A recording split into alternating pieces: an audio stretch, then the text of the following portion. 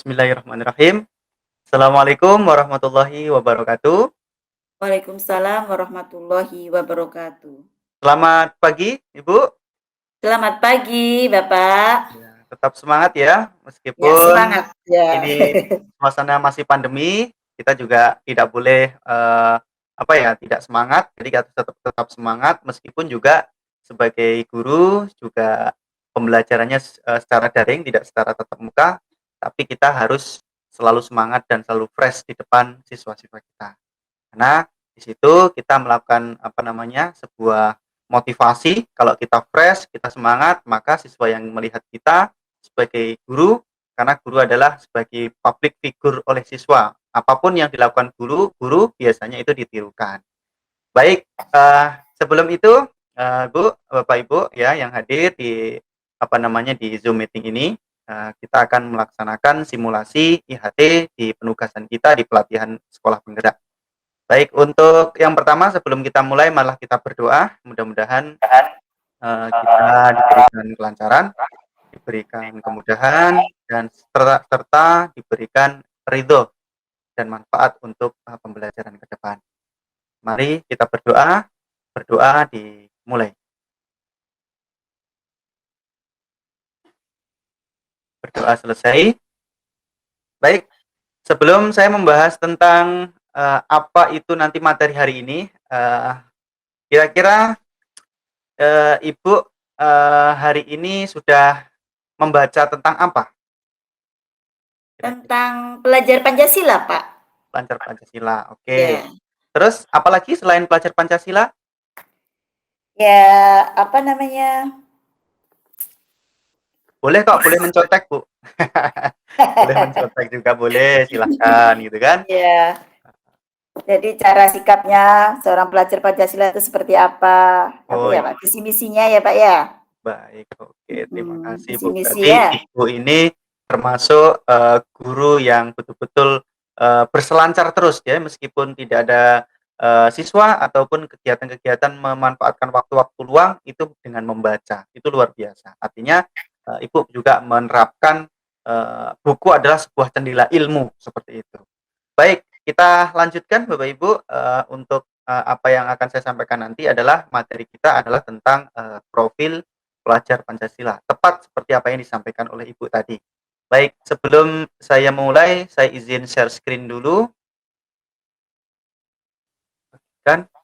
Apakah sudah muncul? Ya, Pak. Oke, baik.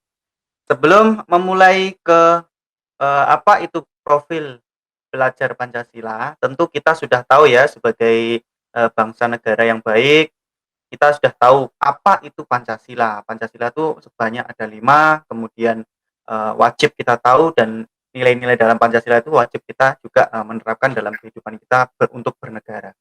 Baik, saya tidak mau menjelaskan apa itu Pancasila, tetapi, kita lebih cenderung ke, bagaimana, apa gitu ya, apa profil pelajar Pancasila itu, dan nanti tujuannya untuk apa kan gitu. Nah, apa sih tujuan kita mempelajari apa namanya, profil pelajar Pancasila?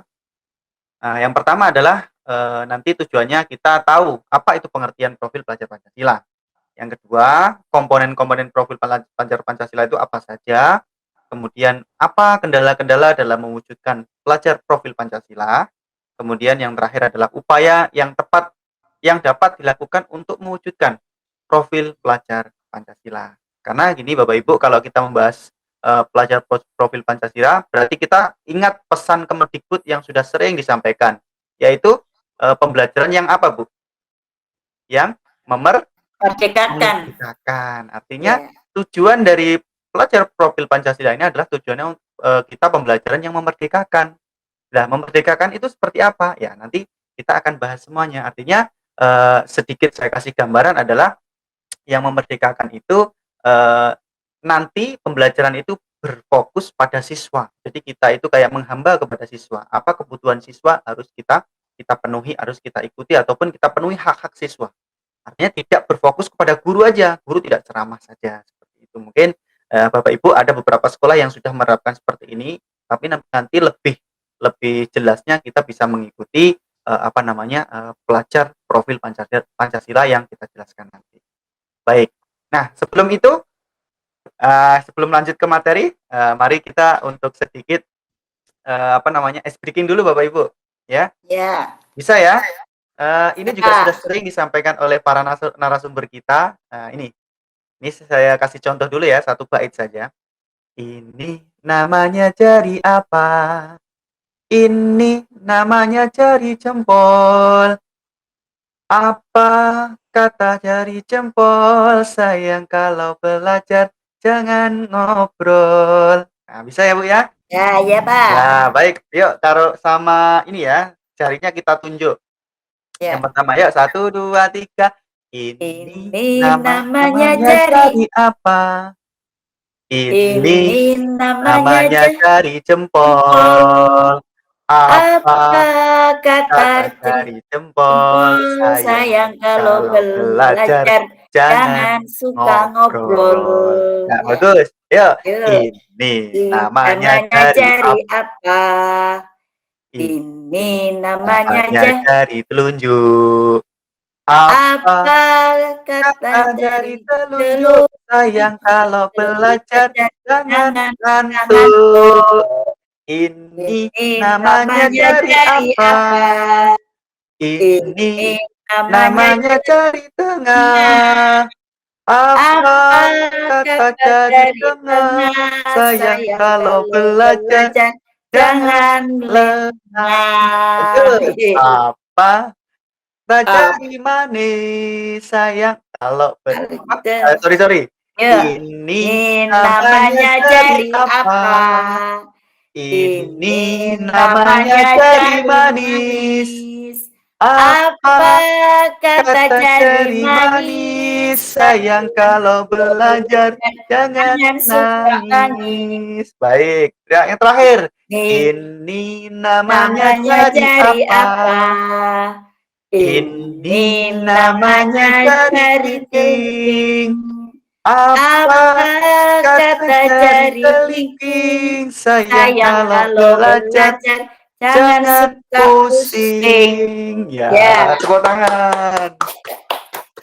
Baik, terima kasih Bu ya, meskipun ya. suara saya juga tak seindah suaranya siapa ya, tak seindah suaranya Ariel Peter Pan gitu ya, Ariel Noah.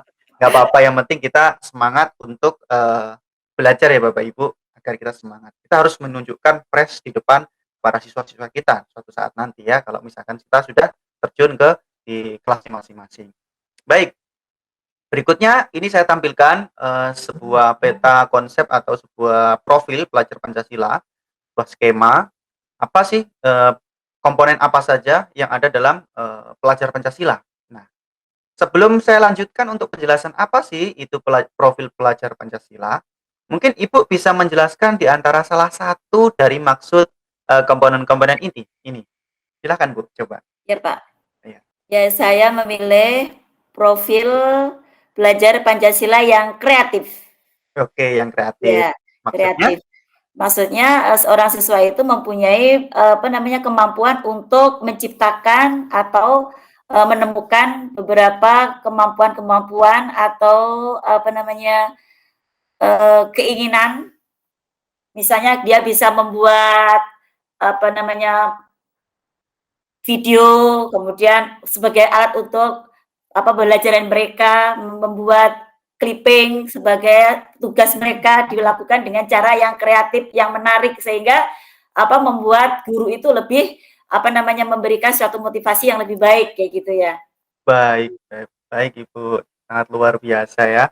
Apa namanya, apa yang disampaikan Ibu itu sudah mewakili dari beberapa komponen ini. Artinya memang tujuan pelajar Pancasila itu diantaranya seperti itu Bu, kreatif. Siswa itu nanti, dituntut untuk kreatif ya. Artinya, tidak hanya guru saja yang membuat sebuah kreativitas, artinya siswa yang dituntut untuk lebih kreatif lagi. Terserah mau bikin apa, tapi, itu adalah, unjuk gigi dari siswa tersebut. Nah, baik, terima kasih. Saya akan coba menjelaskan, apa sih profil Pancasila itu, nanti kita lanjutkan. Nah, yang dimaksud pelajar profil Pancasila adalah nanti, harapannya adalah siswa itu mempunyai nilai-nilai yang terkandung dalam profil pelajar Pancasila. Apa saja itu? Yang pertama, siswa nanti diharapkan bisa memenuhi beriman dan bertakwa kepada Allah, kemudian berakhlak mulia, yaitu sebagai pelajar yang berakhlak dalam hubungannya dengan Tuhan Yang Maha Esa, dan juga dia memahami ajaran agama dan kepercayaannya serta menerapkan pemahaman tersebut dalam kehidupan sehari-hari. Apa saja? Yaitu ada 5 elemen kata kuncinya, yaitu beriman, bertakwa kepada Tuhan Yang Maha Esa, berakhlak mulia, artinya ada akhlak beragama, akhlak pribadi, akhlak kepada manusia, akhlak kepada alam, dan yang terakhir adalah akhlak untuk bernegara. Itu yang pertama. Kemudian yang berikutnya adalah yang berkebinekaan global. Artinya seperti apa? Yaitu siswa tersebut atau pelajar tersebut, yaitu pelajar Indonesia yang mempertahankan budaya luhur, lokalitas dan identitasnya, dan tetap berpikiran terbuka dalam berinteraksi dengan budaya lain. Artinya global itu tidak hanya di dalam wilayah kita saja, tetapi juga mendunia, ya, global. Antar negara juga seperti itu. Jadi kayak semacam kita itu kebinekaan kita ya selalu toleransinya tinggi, kemudian mengedepankan apa namanya mengedepankan ke kenyamanan, kemudian mengedepankan kedamaian seperti itu. Kemudian elemen dan kata kunci kebinekaan global meliputi mengenal dan menghargai budaya, kemampuan berkomunikasi interkultural dalam berinteraksi dengan sesama, dan juga refleksi dan tanggung jawab terhadap pengalaman kebinekaan. Seperti itu. Kemudian berikutnya adalah bergotong royong. Tentu kalau siswa tersebut bergotong royong contohnya banyak sekali. Ya, yaitu harapannya yang ketiga ini adalah pelajar Indonesia memiliki kemampuan untuk bergotong royong. Apa itu? Mampu untuk melakukan kegiatan secara bersama-sama, suka menolong, kemudian rela untuk mengerjakan sesuatu bersama-sama, mudah ringan tangan, kemudian elemen-elemen dari bergotong royong adalah seperti kolaborasi, kepedulian, dan berbagi. Masih banyak lagi juga yang lain.